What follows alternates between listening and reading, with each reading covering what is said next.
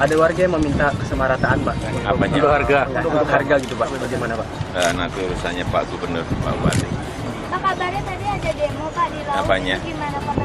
Ya nggak apa-apa, demo aja kok. Banyak media yang merekam kegiatan atau pernyataan Presiden. Namun tak cukup banyak yang merekam ini. Tanah itu kan belum dijual, masih kepunyaan petani. Tadinya itu ada yang bolong, yaitu setiap jembatan.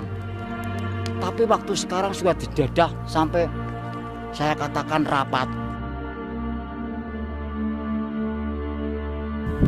Nah, biasanya lewat pun Ibu? Arep menang-menangan dhewek kan no. Apa pun clear dek DPI sedoyo napa? Polisi ya polisi, tentara ya tentara, kalau nyuwun dibakakan lah sultan saben. Dereng disadet dididei.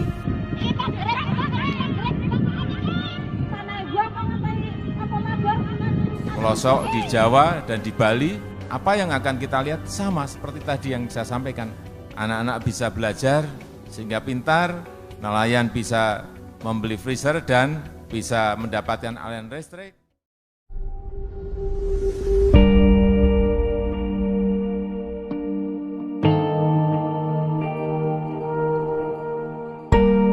Lah, anakku engko digomblayu ring ndi.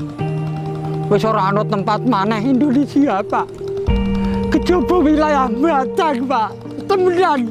Gara-gara apa wong sing pinter kuwi gununge didol, dong ora mikir. Lah kok ape segera ditanduri besi. Dinggone PLTU pabrik pirang-pirang. Salat ya Allah Gusti, muga-muga aja PLTU berdiri. Nah berdiri kok aku diusir tekan ndi. Wis wetan PLTU kulon mana dipikir Indonesia ku wis entek tanah kisik bakale dinggone PLTU kabeh sampai mak bojone aku ki asli demi Allah Indonesia iki ya Allah Gusti mati wingi iki manjal donya Pak tolak PLTU Pak manjal donya ki asli kok ora mikir malah kebuti PLTU ya Allah Gusti ya Allah rasane duduk.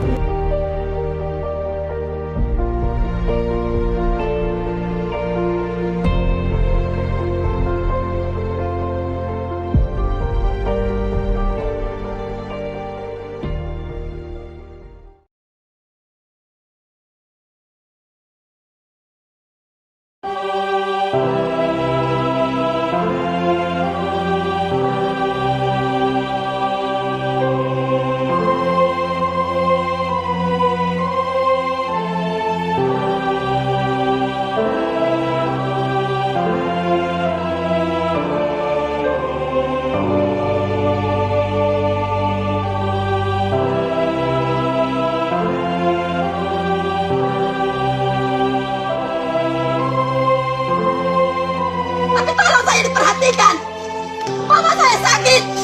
Saya sudah lebih kurang dari 3 tahun berjuang untuk meminta keadilan ini. Tapi mana keadilannya? Saya tidak ada mendapatkan keadilan itu. Semua sia-sia. Saya sudah lakukan hearing di kantor DPR, tapi apa semua lempar bola. Semua menyembunyikan tangan. Kepala desa, RT, siapapun kalian, semuanya sama kalian. Gubernur semua sama. Tidak ada perhatian bupati. Kalau mau mencalonkan diri semua berjanji manis. Tapi apa buktinya? Semuanya kalian pembohong.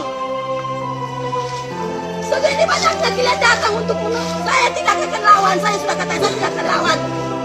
Tapi saya kecewa sebagai rakyat Indonesia. Saya kecewa. Semua nol hukum itu. Semua kalian pembohong.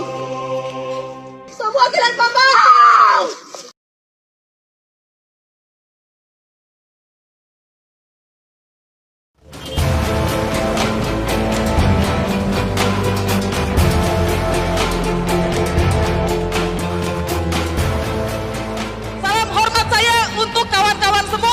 Yang tetap melawan, mempertaruhkan hidup dan nyawa di tengah-tengah pandemi COVID.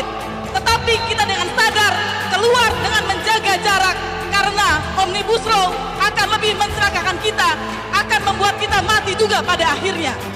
Dan keluarnya kita pada sore ini, pada hari ini, sebetulnya adalah bentuk perlawanan terhadap pembunuhan yang berjalan diam-diam dengan Omnibus Law Cipta Kerja.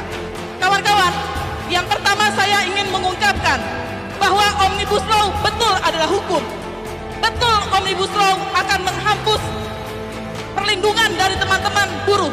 Benar, Omnibus Law akan mengambil tanah petani dengan lebih mudah atas nama pengadaan tanah untuk kepentingan umum dan proyek strategis nasional. Benar, Omnibus Law akan melanggengkan usaha di bidang pendidikan yang membuat komersialisasi pendidikan, yang membuat banyak anak-anak Indonesia tidak bisa bersekolah, apalagi berkuliah. Dan benar, Omnibus Law akan mencelakakan perempuan, akan mencelakakan kita semua. Tetapi kawan-kawan, yang saya mau katakan, Omnibus Law lebih dari sekedar hukum. Kalau begitu, apa sesungguhnya undang-undang Omnibus Law itu? Undang-undang hanyalah wajahnya. Yang sesungguhnya adalah nafsu untuk merampas seluruh kekayaan Indonesia seolah-olah legal, seolah-olah tidak bisa dihukum karena korupsi, dan seolah-olah atas nama kepentingan rakyat. Omnibus Law hanyalah wajah dari sebuah pemerintahan yang otoriter. Kawan-kawan yang terhormat yang pernah ada pada zaman Orde Baru, kawan-kawan yang pernah membaca tentang Orde Baru akan tahu apa itu pemerintahan otoriter.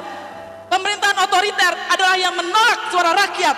Pemerintahan otoriter adalah yang akan memukul orang yang berdemonstrasi. Pemerintahan otoriter adalah orang yang akan menghalang-halangi rakyat yang ingin menyuarakan pendapatnya, yang menghalang-halangi rakyat yang akan menyampaikan mandatnya kepada orang yang mereka tunjuk. Jangan lupa kawan-kawan, Presiden, DPR, siapapun mereka itu yang duduk di kursi-kursi kekuasaan sesungguhnya bukan penguasa. Kitalah yang memiliki kekuasaan. Mereka duduk di sana karena kawan-kawan sekalian yang terhormat, mereka duduk di sana hanya kita berikan mandat untuk mengurus urusan-urusan rakyat. Mereka bukan penguasa. Kawan-kawan sekalian, karena itu perlawanan kita terhadap Omnibus Law Cipta Kerja bukan sekedar perlawanan terhadap hukum, apalagi undang-undang. Kita masih ingat ada undang-undang Badan Hukum Pendidikan di judicial review di Mahkamah Konstitusi dicabut, dan pemerintah dan DPR mengeluarkan undang-undang perguruan tinggi. Hasilnya apa? Sama saja, uang kuliah tunggal, uang kuliah yang mahal, yang bahkan tidak bisa berkurang pada saat pandemi COVID-19. Kita juga menyaksikan adanya undang-undang Minerba yang tadinya disusupkan di dalam undang-undang Omnibus Law Cipta Kerja. Tetapi karena undang-undang Omnibus tidak kunjung selesai dalam 100 hari, maka undang-undang Minerba disahkan. Kita melihat juga undang-undang pengadaan tanah untuk kepentingan umum yang sekarang masuk lagi di dalam undang-undang Omnibus Law. Apa yang mau saya katakan kawan-kawan? Perjuangan hukum dalam banyak kesempatan tidak cukup. Karena undang-undang itu bukan hanya hukum, tapi hanya wajah depan dari yang saya katakan kehendak untuk menguasai secara otoriter, kehendak untuk merampas hak-hak rakyat tanpa masuk ke pengadilan, tanpa mereka harus menjadi orang yang bersalah. Ketika kita masuk ke judicial review Mahkamah Konstitusi, mungkin akan membutuhkan 2, 3, hingga 5 tahun dengan ribuan ayat, dengan banyaknya para pemohon, dan selama 2, 3, 5 tahun undang-undang itu akan berlaku. Dia akan mengambil hak-hak petani di wilayah pesisir, dia akan mengambil tanah para petani, dia akan membuat kering air yang ada di kampung-kampung kita, dia akan membuat kerusakan lingkungan terjadi. Dan setelah semua itu terjadi, sudah terlambat apapun putusan dari Mahkamah Konstitusi. Karena itu kawan-kawan, karena yang kita lawan bukan sebuah hukum semata, karena yang kita lawan apalagi bukan undang-undang, yang kita lawan adalah rezim dengan watak perampasan hak rakyat, rezim dengan watak otoriter, maka perjuangan melalui pengadilan tidak akan pernah cukup kawan-kawan. Kita harus terus menyuarakan suara hati kita yang orisinil di jalan-jalan, karena sejarah mengajarkan sejak revolusi kemerdekaan hingga 1998, sejarah mengajarkan tidak hanya di Indonesia, tapi di berbagai belahan dunia. Perubahan yang mendasar tidak dicapai melalui pengadilan. Perubahan mendasar hanya dicapai dengan gerakan rakyat, dengan kekuatan rakyat sendiri, dengan suara rakyat di atas segala-galanya. Dan mereka bukan penguasa, mereka adalah pesuruh rakyat. Hidup rakyat! Hidup rakyat! Hidup rakyat! Terima kasih kawan, selamat sore.